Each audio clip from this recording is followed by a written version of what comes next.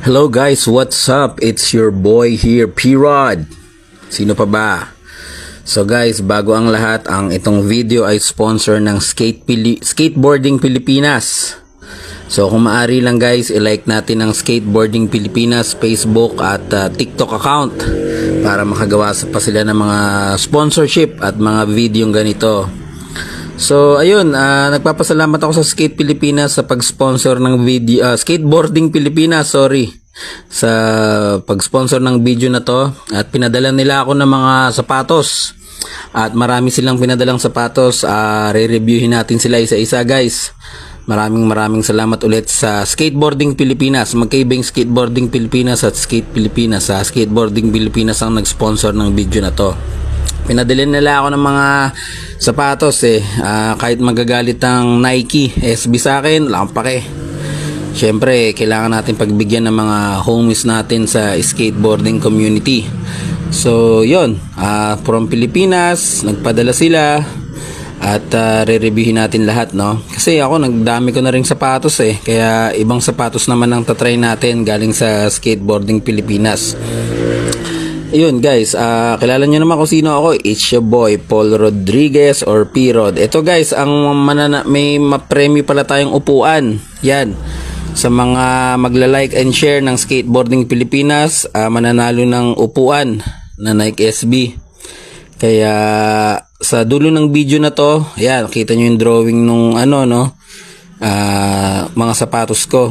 So sa dulo ng video na to guys, pipili tayo ng mananalo ng like and share Skateboarding Pilipinas, papadala natin ang silya. So yun guys, ito pinakita sa akin kung paano ginagawa ang Nike SB yung mga sapatos ko Nike SB, di ba? Yun yung paano gawin ng isang sapatos ng Nike SB, kaya kukumpara natin sila. So ang una natin reviewin ito guys, ito ang tinatawag na poser shoes. Para sa mga poser lang tong sapatos na to, yung gusto mag-skate pero skate pogi lang, yan ang mga poser shoes kung tawagin.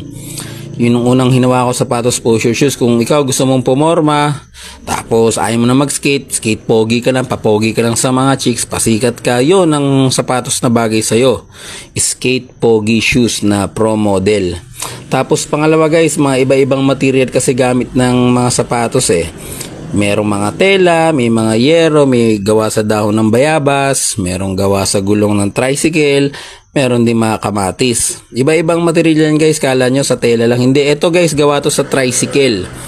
Gawa to sa nasirang tricycle, recycle na tricycle siya, kaya siya kulay puti. Kasi mga tricycle, di ba, aluminyo, yan, pinrasis ng chemical, so ginawa siya yan sa tricycle. Itong puting sapatos na to, kaya matibay to guys.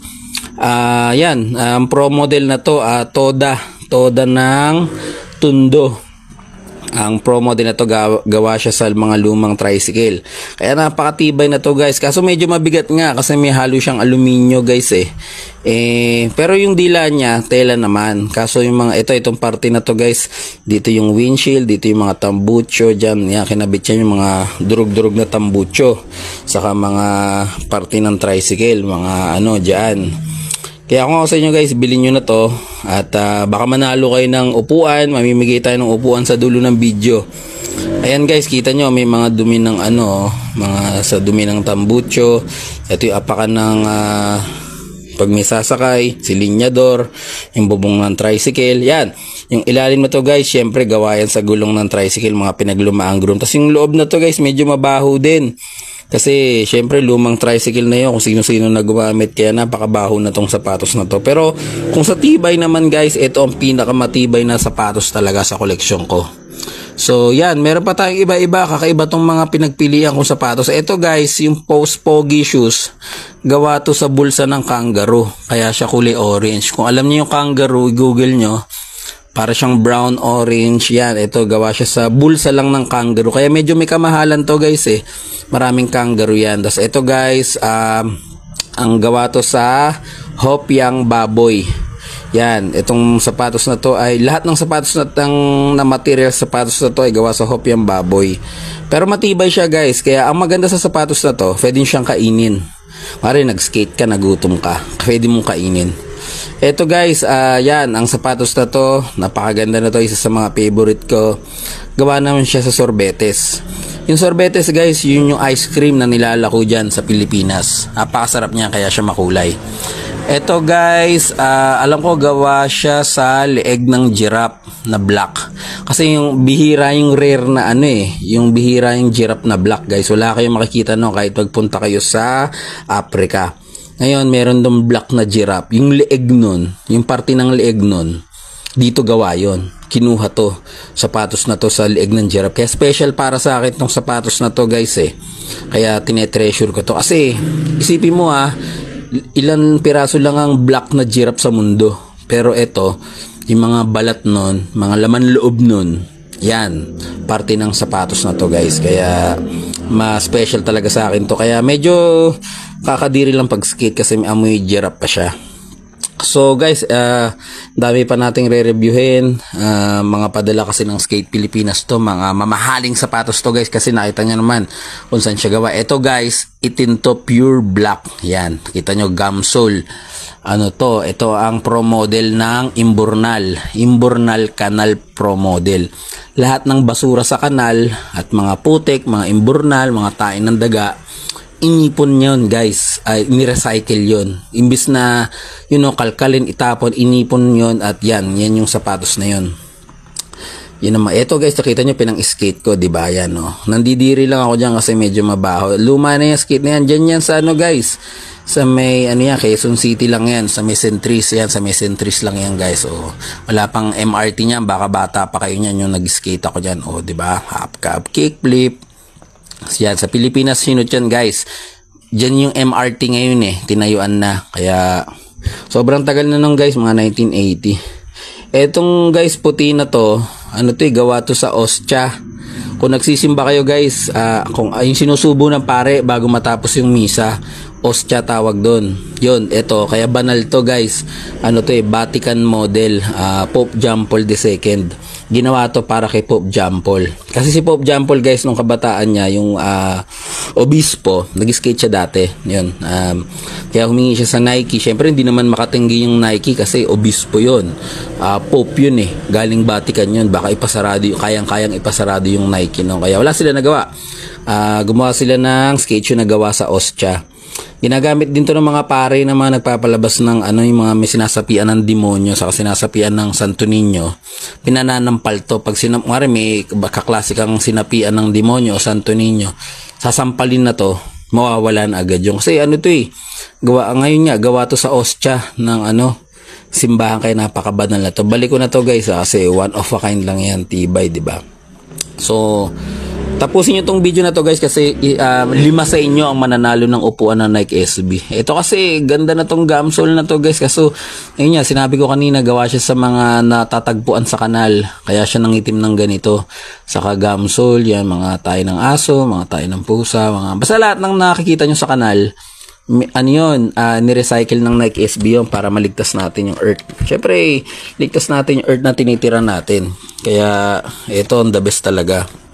Salamat sa Nike SB sa paggawa ng mga sapatos na ganito, kasi ito yung mga lumiligtas sa earth kaya tayo nabubuhay Sobrang baho niya lang talaga guys, at titiisin nyo na lang. Kahit anong pabango hindi tatalab dito, kahit mamahalin pa yung pabango nyo.